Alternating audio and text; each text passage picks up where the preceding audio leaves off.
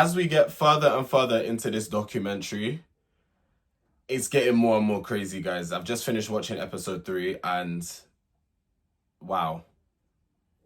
That's all I have to say right now. Wow. But if you guys are new to the channel, or if you are a returning person that's a viewer, be sure to hit that subscribe button. Be sure to hit that subscribe button with the notification bell, so every time I upload a video, you guys are instantly notified. And we are also on the road to 10,000 subscribers.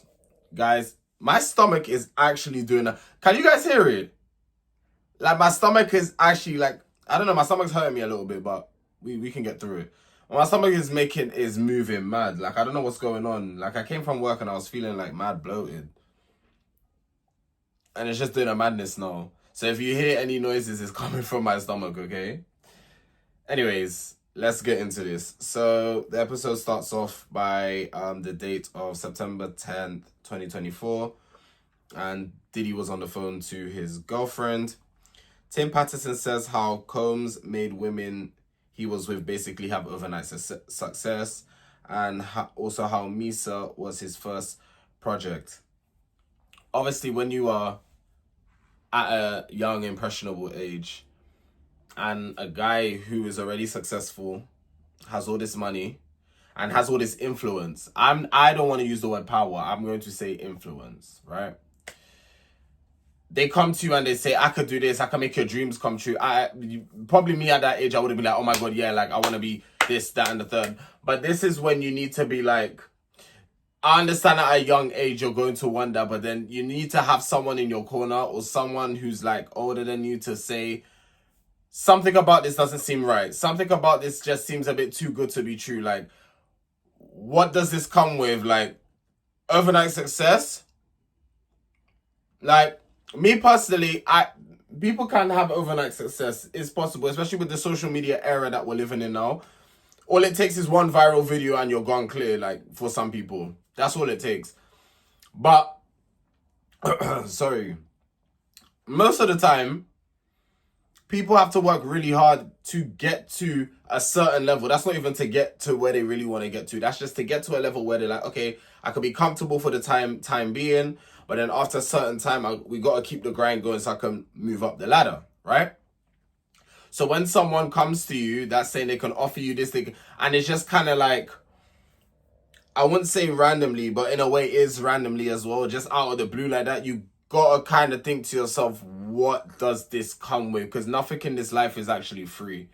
And I always say it.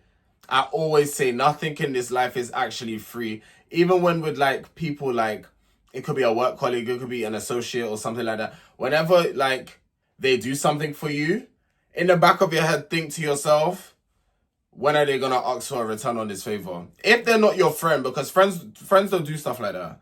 Well, it shouldn't be. If friends are doing that, they ain't your friend. You shouldn't be counting. That's not no friend you want in your corner. Like someone that's counting favors, yeah? To yourself, you need to say, eventually this person is going to come back and throw it back in my face and say, oh, remember the time when I done this for you? Now is your time to kind of tap a thing. During the time he was seeing Misa did ask Kirk, where is the money that Sean is supposed to be giving for their child, who is Justin? Meanwhile, Sean was living a whole other life with Kim Porter. Kalina Harper then goes to speak and says, Kim was that bitch. She was a real woman. Not saying it in a derogatory way, but she means it in like a, she was that girl type of thing. And she had that F-U bitch kind of mentality. Like kind of what she's alluding to is that Kim wasn't standing for Diddy's nonsense, basically. I do want to add as well, and I keep forgetting to do this at the start of the video, everything I say in this video is alleged. I keep forgetting to do it right at the start, but I've said it now. Roger Bonds has never seen Diddy punch or hit Kim, but has been outside, because this Roger Bonds, for those that don't know or who's not watching the documentary, it's his former security guard, is Diddy's former security guard, okay? So yeah, he's never seen Diddy punch or hit Kim, but he's been on the outside of the room where he's heard things that have been going on. Diddy wanted a girl that was going to listen to what he had to say and let that be the law. So there was no if, buts, or maybe. You had no say in the matter. It's I say, you do. That's the type of woman that he wanted to have by his side. I wouldn't even say by his side, that he wanted to control. And it's sad because these women that he gave success to, I can't even do that because they were very successful, that he gave success to, he kind of used that as leverage to kind of draw them in even more. I'm telling you, this man is sick. This man is, there's something, this man is, he's actually tapped. Aubrey O'Day then speaks. She said, once you're his, there are processes of grooming and makes you nice for what he's got planned for you. In 1997, after Biggie's death, Bad Boy Entertainment has skyrocketed. So it was becoming more known. More people were knowing about it. More people were talking about it. It was basically the biggest thing going. Mark Curry was writing music for Diddy to make him sound good, but it didn't work out. Mark was basically coaching Diddy how to rap on the song he wrote. Remember when I said in the previous review that Diddy didn't really have musical talent like that? He basically had to be coached, which is, I guess, it's fine because there's people out there that have never had a musical background, but that's why we have songwriters. There's people who write songs and they just get other people to kind of sing over it and stuff like that. So yeah.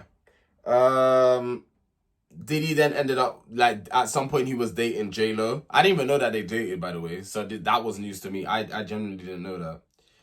An artist called Shyne, who was from New York, was living with Mark Curry. And he ended up coming with an AK-47. Anyway, I'll say it after this point. And there was a bullet stuck in the gun. Mark told him that if there's a bullet stuck in the gun, you shouldn't even be having your hands on it. And this is why I'm saying the gun law in America, for me personally, I'm not a fan of it at all. I do not believe anybody should be owning firearms. Yes, people can still obtain firearms. It's like, the guns are not actually allowed here in this country. For those that don't know, that are outside of the UK, it's illegal to own a gun. Like, you can't, I know some of you can legally own one and have paperwork to own. That's not a thing over here. So if you're hearing or seeing people with gun, they have it illegally. There's no having gun, nothing like that over here. There's no law like that here. That's why you don't really hear of shootings too tough in the UK. That's more of an American thing that you hear that takes place. But here it's more stabbings. That's why you don't really hear of shootings like that. And me personally, I'm not keen on, even for protection. I mean, this is because it's like, if someone is coming to harm you, then yeah, you would want to. But then it's like, I don't know, man. It's the whole gun law in America for me is crazy. And the fact that someone has a gun that I've used on Call of Duty before, that's crazy. And a bullet is stuck in the gun. That gun should have been put in the bin or something. Why are you thinking with a gun that the bullet is stuck in it? At any point that could trigger and someone could get seriously harmed. So I thought that was quite silly, to be honest. We then get to December 1999. And there was a woman named Natanya Wibbins. And she ended up getting shot in her face. And she said that she saw Diddy shoot the gun. So maybe allegedly Diddy was probably aiming at somebody else. But this innocent person ended up getting shot in their face. Their whole kind of nose here was covered.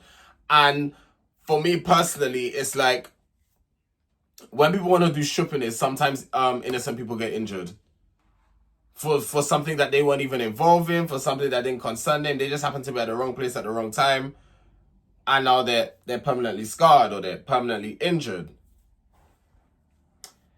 New Year's Eve, 1999. This was 4 days after the shooting. Before the shooting, Puff was involved in a felony charge already. The music video of You Can Hate Me now shows Diddy on the cross like he's Jesus. First of all, that's messed up. In no shape or form should you be mocking Jesus. You are not. There's only one and he's up there. In no shape or form should you be mocking the great Lord. You shouldn't be. That's why even when I saw that video of him, like when they showed it in the documentary of him on the cross like this, I'm thinking, you actually think you actually think you're like a god, or like like you actually think that, you generally think that, for you to even put that in the video, like that's crazy to me. And it's mad because most celebrities, and I'm going to say most celebrities have that kind of concept. They think they're untouchable. They think nothing can happen to them. They think because of their status, no one can touch them. Yes, money does come with a lot of influence and a lot of power. It does, especially in Hollywood, from what I've been seeing and hearing. But there's only so much of that you can get away with before. Basically, I'll tell you what's happened. The devil is heavily influenced in Diddy's life. From what I'm watching, that this man is there praying to God, praying to this. Now, I ain't trying to disrespect people when they're praying and, you know, giving thanks and praise to the Lord, but I'm going to give my unfiltered opinion about this. Just because some people be praying to God don't actually mean they're believer in God. And I said what I said. Just because some people be mentioning God, some people be saying, oh, God bless and all of that, it doesn't mean that they believe, okay? Because Diddy's acts, that ain't holy. That's not God-like. Yeah, he can ask for forgiveness. God forgives all. But in terms of the behavior, in terms of all the alleged behavior, in terms of all the things we are seeing and hearing that this guy has participated in, that is not holy behavior. So the fact that you can, and then on top of that, you're trying to have like this God concept. There's a lot of celebrities that have this mindset. And I'm pretty sure there's many more to be exposed. That's just how I feel. Y'all just think, but yeah, Diddy's a big, Diddy's a big name. So the limelight's now on him. But there's many others out there that are doing exactly what he's doing, or just as, or probably worse. And we just don't know of it yet. Because people think in over there, that side, they cannot be touched. The devil came to collect from Diddy. That's what that was. Diddy wanted all this fame. He wanted all this money, all this power. That comes at a price. When you're on the wrong side, it comes at a price. You believe in God, you pray to God, you just spread the word of the Lord. God's got you. When you want to convert and go to the other side, by all means, do whatever you want to do. But by means, stay well away from me. That's all I know. We don't need that type of energy around here.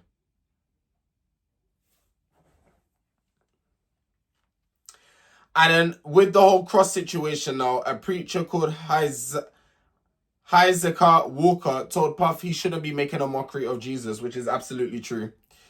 Puff told Steve Stout not to run the clip, but then when Steve Stout refused that, they pummeled him with a champagne bottle, a chair, and some other objects as well. Stout, so Diddy obviously ended up getting arrested for this. Then Stout, not too long after, ended up asking for the charges to be dropped or to dismiss the entire case. Dismiss the charges, sorry, not the case. Diddy then ended up getting acquitted for the shooting. Unlike Shyne, he went to jail for 10 years. And I believe Mark was also saying that he knew that Shyne had to hold that weight because he knew that Shyne didn't do it. Well, Shyne wasn't really involved like that. So someone else basically took the weight that Diddy was supposed to take, allegedly.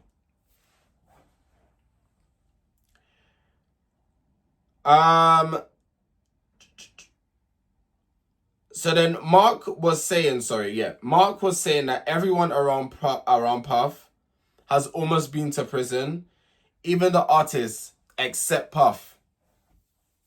How is it everyone around you is somehow, some way, either finding themselves in trouble with... Don't get me wrong, there's natural bad eggs out there, yeah? So there's people out there who are already bad. and they just need one thing to kind of set them off. But there's people out there who are genuinely good people who came to you as like, oh my God, like I want to better my life. I want to get further in my career. But then you allegedly use all these people to make yourself bigger while making them lower. And people found themselves in trouble with the law. People found themselves going to prison. People found themselves dying. Like there was just like, just imagine Diddy imagine Diddy, and then around is constant black spots. Black spots meaning all the people that have either died, gone to prison, suffered in a type of way, and Diddy's just this walking orb, drawing these people in with his manipulation. And then somehow, some way, these people get damaged. Somehow, some way, whether it's mentally, spiritually, literally, physically. Like, yeah, it's actually like, like this episode really was like kind of, it was hard to watch, I'll be so real. He started to then lose his most profitable artist. Tim Patterson said he ended up jumping ship as well. In 2002, Aubrey was in school to become an attorney. Her mum ended up telling her that she's too talented to be a lawyer. And then Diddy ended up making the band. He called a show Making the Band, which was a reality TV show. Excuse me. I'm trying to think of a show like that now. There's a show, what's it called? Rhythm Flow. It's not like Rhythm Flow, but it's like, it's got similar aspects to it. So it's like a bunch of people come on. It's like they perform for Diddy and other judges, and then they kind of see who are the best to make up these bands. So you had Danity Kane, which was the one that Aubrey was a part of. You had the band and Day 26. Q kind of spoke a little bit, who was a member of Day 26, but what he said was really, he just spoke about, guys in the hood basically wanting a way out, and they found their way out through Diddy. So that's why they went for Diddy, basically. Diddy launched Sean Jean. I think that's what it's called. Maybe it's a typo, but Sean Jean, his designer brand, and it was literally making $300 to $400 million a year. Roger Bond said Diddy didn't care who got in his way. It was coming like he got a God syndrome. And on the show, Diddy basically made the cast, or the people that got selected in the bands, he made them walk from Manhattan to Brooklyn for some cheesecake. Now, guys, in fact, Siri, how long is the walk from Manhattan to Brooklyn?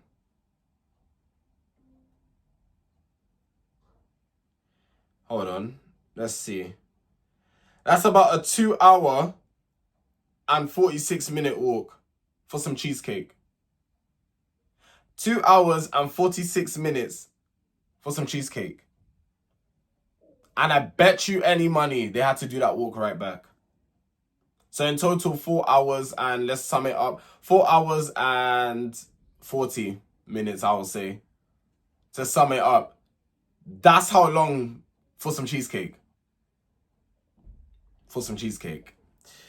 And obviously, oh my, you guys heard that? Oh my goodness gracious me. I don't know what's going on here. Yeah, my stomach has really been turning these past few days, so I don't know what's up. I've been drinking I've been having my ginger shots as well. Maybe I think I got trap gas, and that's just what it is, and it's trying to find its way out.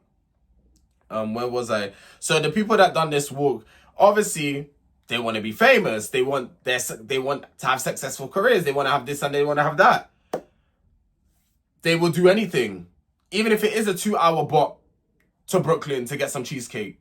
They're gonna do that because why? They want to be famous. They want to have all this fame. They want the success. They want the money. These things was what was drawing these people in. Okay.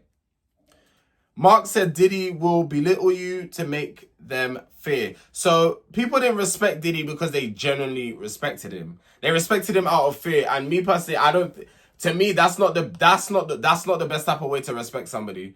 Because people would always be on tiptoe around you. They'll always be on edge. They respect you, but it's for the wrong reason. I believe, like, for someone to respect you, let it just be natural. Like, yeah, it's a thing where, like, you know, respect is earned, but at the same time, you're human, so that general level of respect has to be shown. And you earn more respect by your actions.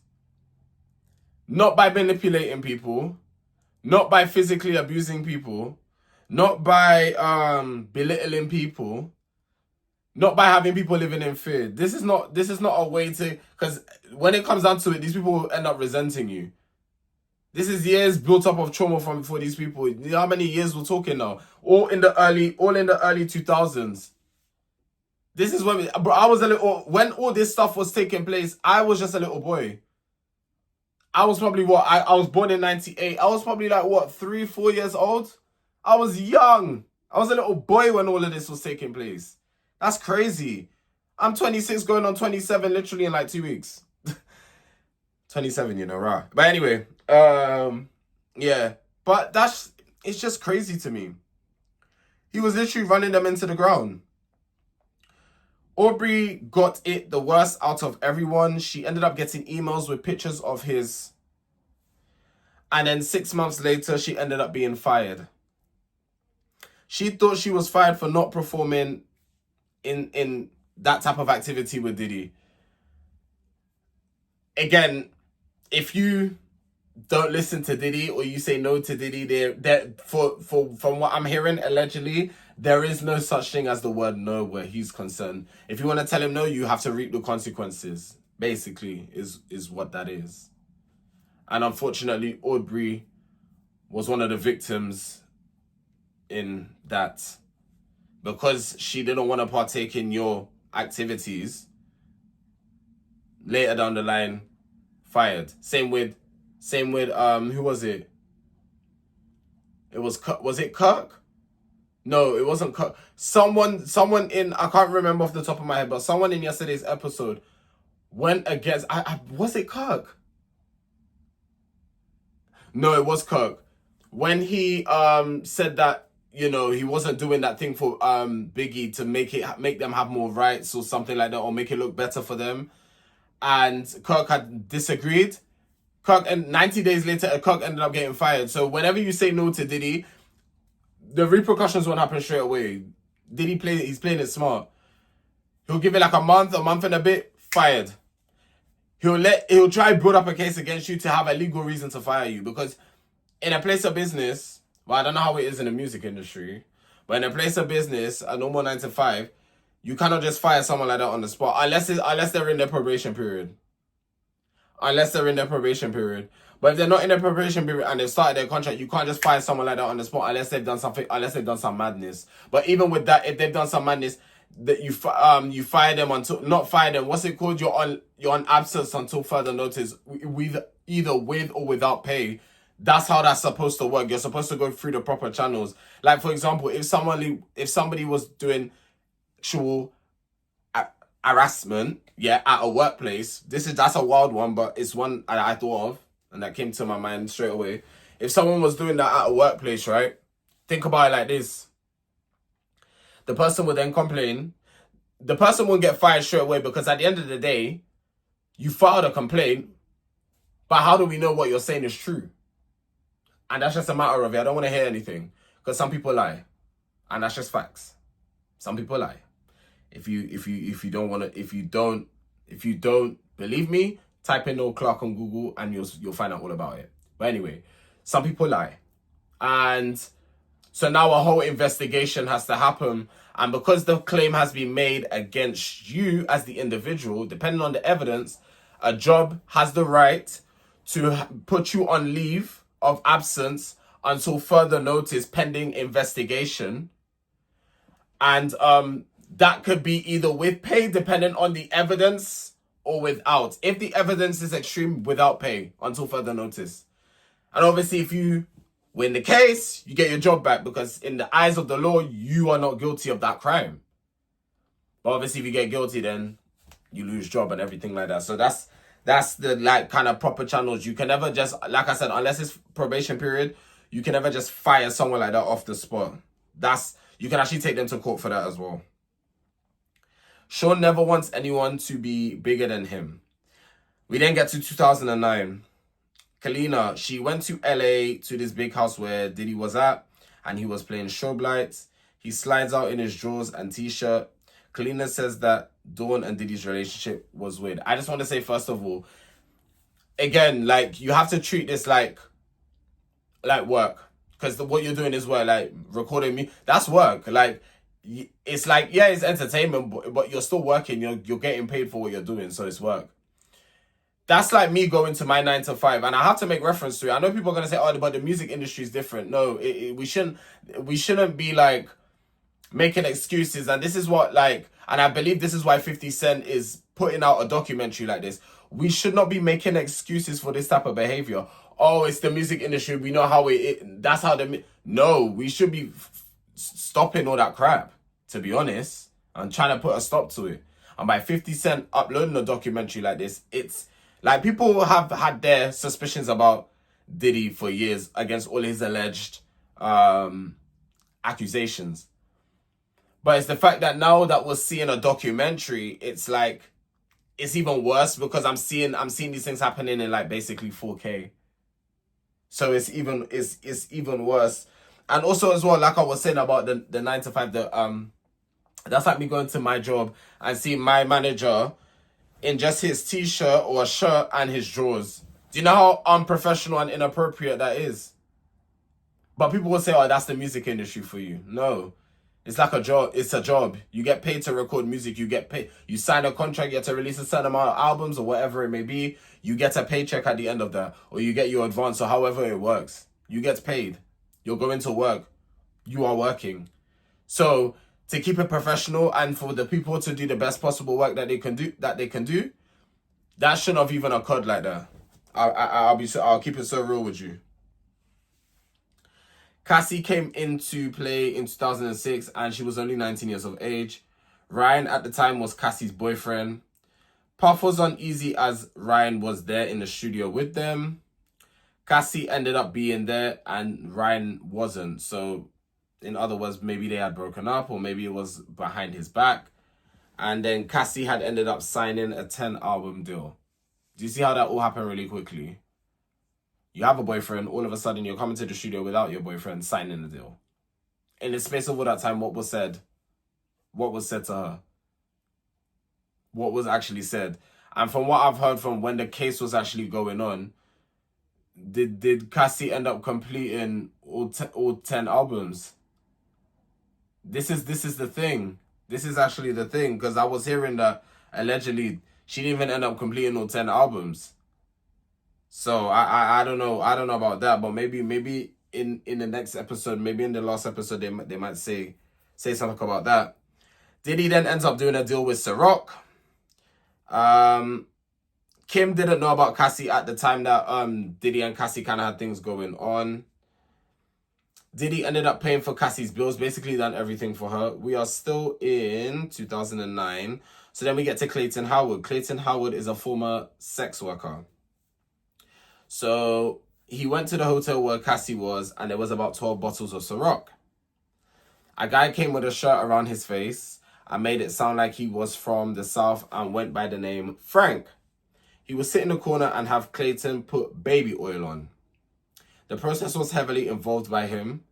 Every time a Tupac song came on, he would tell Cassie to change it. Not Clayton, the guy with the robe or whatever, with the t-shirt, around his face.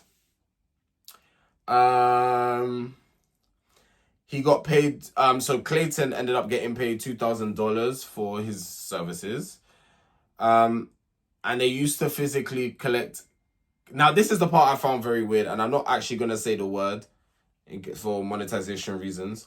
They physically used to collect Clayton's emen, and then he ended up questioning, because it was happening for a little while. I can't lie. The first time I'm aware of that, I'm actually asking, what's happening? Why are you doing this?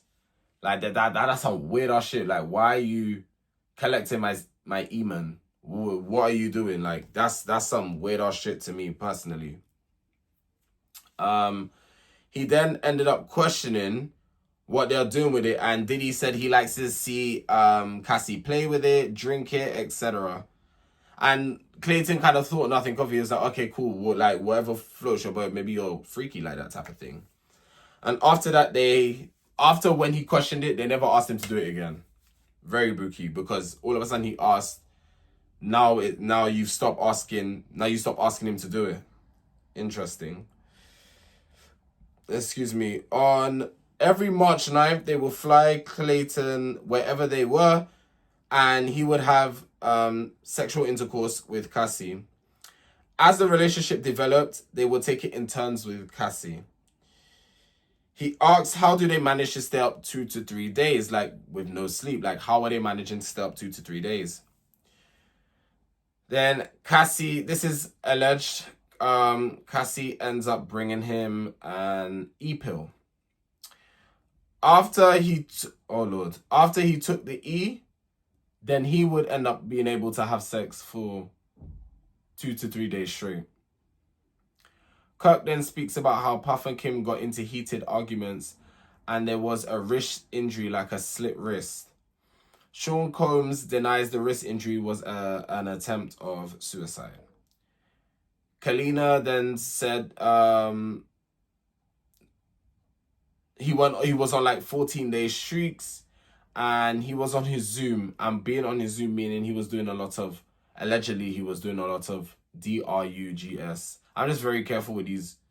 Hold on, my screen's playing up.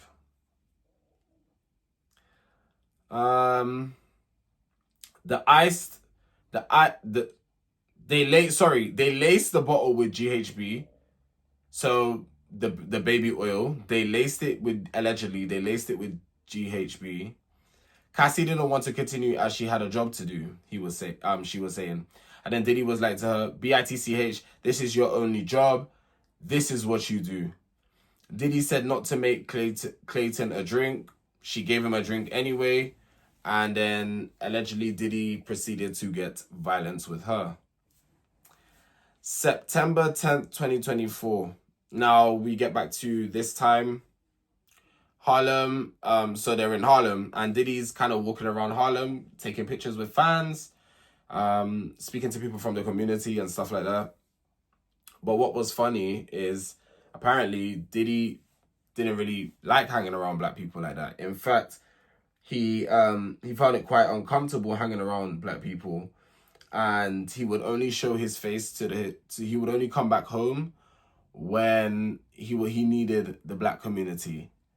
So kind of like actually I'm not going to mention the name. No, that's one I'm not going to mention, but yeah. So yeah, he used the black community when he needed like views or help or anything, because basically at this point the world turned against him. We saw everything that was coming out and people were like, this guy's a monster, he's this and he's that. So any little kind of hope he can kind of suck out from like the community, that's what he was gonna do. 2016, the last time Kalina saw Cassie was at the Bad Boy Entertainment reunion tour. Then this is where they showed, because I kind of saw the footage briefly on Instagram, but I scrolled past it because I didn't want to be seeing something like this, but it's in the documentary.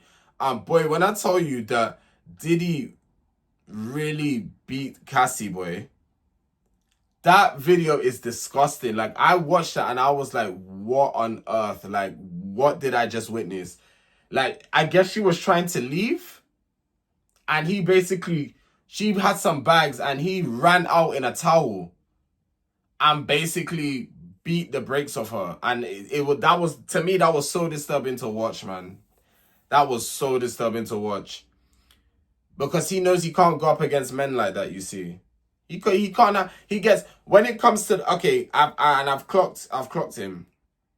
When it comes to the men, he has no, he'll get other people to do the dirty work for him. He can't face men by himself. So I guess, this is just a guess. This is not me. This is not facts. This is actually just my opinion. I'm guessing in order to fill that void in him to kind of stand up, for him to kind of wish that he could kind of stand up to a man in that way, he beats on women. He uses women as like a for his ego to be like, yeah, I am that guy. Like, I'm still that guy. Even if I can't go against these men, I could go, like, it's like a weird dynamic. But I'm sure it's making sense to some of you. Some of you understand what I'm saying. I know that much. Because I understand what I'm saying. But the way that is coming out my mouth, some of you may not understand it.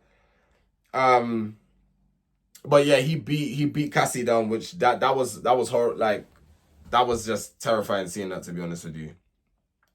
November 2023, this is when Cassie filed the lawsuit against Diddy. And then once Cassie spoke, that's when everybody started coming out. And guys, literally, all it takes is one person to speak out. All it takes is one person, and then everyone will start coming out. And my thing is this, yeah. I never like when people put a timer on, or how come you're only coming out about this now? We don't question people's trauma, and we don't timestamp when they decide to come and tell their story. We don't do stuff like that. We don't do that. More than 100 civil cases have been filed alleging essay or related misconduct by Sean Combs. And as of airing, 77 cases are still pending, and Diddy is denying all allegations. And yeah, that is the end of this episode. We have one more episode to get through. Thank you to everyone that's not spoiling it. I don't think I haven't really been checking the comments like that too tough. But if I do check your comments, you guys know I reply and everything like that. But yeah, I've just been so busy of late. But I'm still gonna say thank you. Thank you to the people who are not spoiling it and just kind of letting me go through it and review it. But then yeah, we got one more episode to get through tomorrow, and then yeah, that will be the end of that. But yeah, guys, thank you guys for watching, and I will see you guys in my next one. Take care.